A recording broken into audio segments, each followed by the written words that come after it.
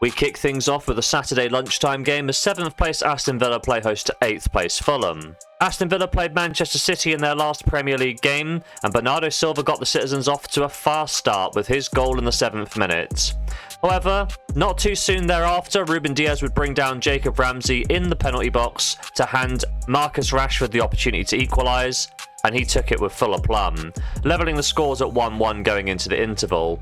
And from this point on, the game would settle down in terms of intensity, and when we take a look at the second half statistics, we can see that Manchester City did start to get on top of the game. They won out in most win predictor statistics, so perhaps it was merited when in the 94th minute, Mateus Nunes met Doku's low-driven cross to earn all 3 points at the death, with the final score seeing City win 2-1. In terms of form, that defeat for Aston Villa did put an end to a 5-game winning streak, and they have lost both of their last 2 games across all competitions. They host a Fulham side who played Southampton in their last match, and they found themselves going behind thanks to a Southampton set piece. Jack Stevens flicked his header past a stranded Bert Leno to hand the Saints an opening goal. Emil Smith-Rowe then found a leveller for Fulham as his shot deflected off the oncoming defender Jan Bednarek and saw the ball lifted over Ramsdale in the 72nd minute. Then the Cottagers would go on to take all 3 points during stoppage time, as Traore's cross was met by the onrushing Sessegnon as his header found the back of the net to hand Fulham a 2-1 victory. In terms of form, that win did break up a 2-game losing streak for Fulham, and it puts them in touching distance of European football for next year. When we take a look at the head-to-head record, the reverse fixture between these sides saw Aston Villa pick up the win. It was Raul Jimenez that opened the scoring for Fulham after 5 minutes, but 4 minutes later Morgan Rogers would level the scores.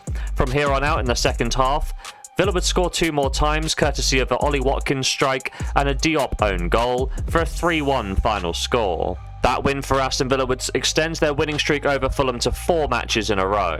My prediction for today's game is that form is patchy for both sides, so I do find it hard to pick one team over the other. As we know, the end of the season is approaching and both sides still have an outside shout of obtaining European football. If both sides can finish in their current league positions and some English clubs can do well in the UEFA competitions, then perhaps both 7th and 8th could see a Europa League or a Conference League spot. As such, both sides are going to be looking to finish strong this season, which means we're looking at goals. Aston Villa have seen both teams to score in 3 of their last 4 Premier League games, and in their home games, each of the last 9 Premier League matches have seen both teams scoring. Whereas Fulham, they've seen both teams to score in 4 of their last 5 Premier League matches, and also in 4 of their last 5 road matches as well. When we take a look at the head-to-head record, each of the last 3 encounters have seen both teams find the back of the net. Therefore, I'm going to back both teams to score for a full stake here in bet number 1.